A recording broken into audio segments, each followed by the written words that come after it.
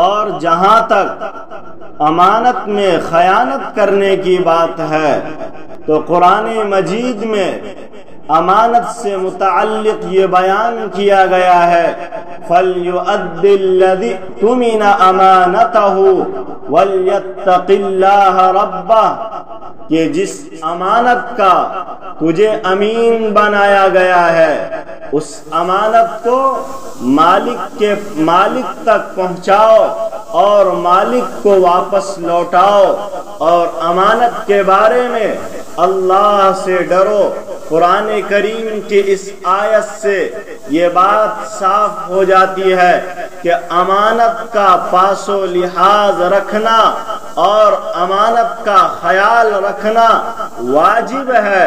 اگر کوئی امانت میں خیانت کرتا ہے یہ جرم ہے، حرام ہے،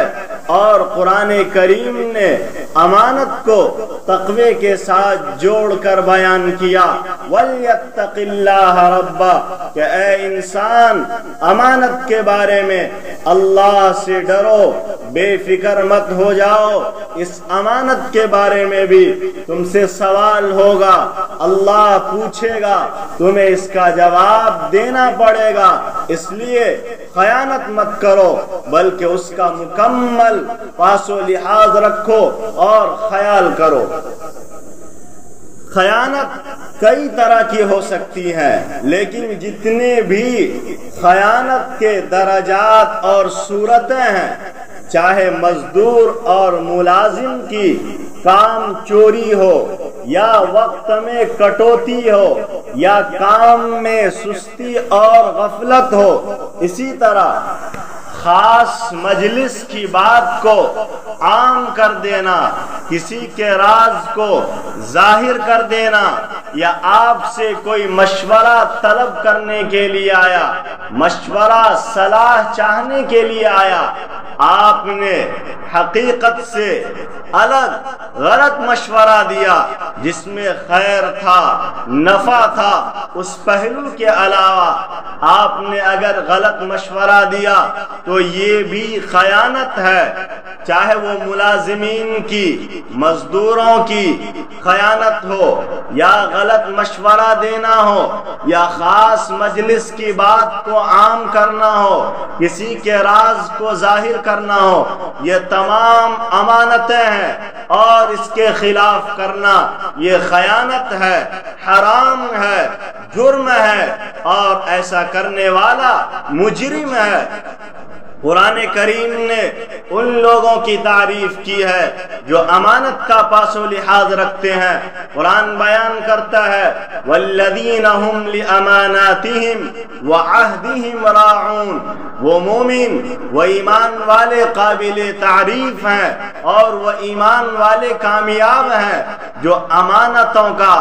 خیال رکھتے ہیں، امانتوں کا پاس و لحاظ رکھتے ہیں، اور جو چیزیں امانت ان کے پاس ہے وہ مالک کو واپس لوٹاتے ہیں۔ اس سے واضح ہو جاتی ہے بات کہ امانت کا پاس و لحاظ رکھنے والا مومن قابل تعریف ہے اور مستحق تعریف ہے، لیکن جو اس کے خلاف کرتا ہے، خیانت کرتا ہے، خائن ہے، وہ مجرم ہے، اس کی تعریف نہیں بلکہ اس کی مذمت ہونی چاہیے۔ اور خیانت سے متعلق اللہ کے رسول صلی اللہ علیہ وسلم نے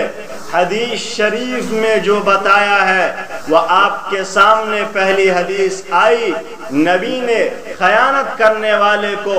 منافق بتایا ہے کہ خیانت یہ منافق کی نشانی ہے، منافق کی خصلت خیانت ہے۔ اگر کوئی مسلمان صاحب ایمان خیانت کرتا ہے وہ بھی منافق ہے۔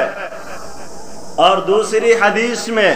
اللہ کے رسول صلی اللہ علیہ وسلم نے بتایا لا ایمان لمن لا امانت له،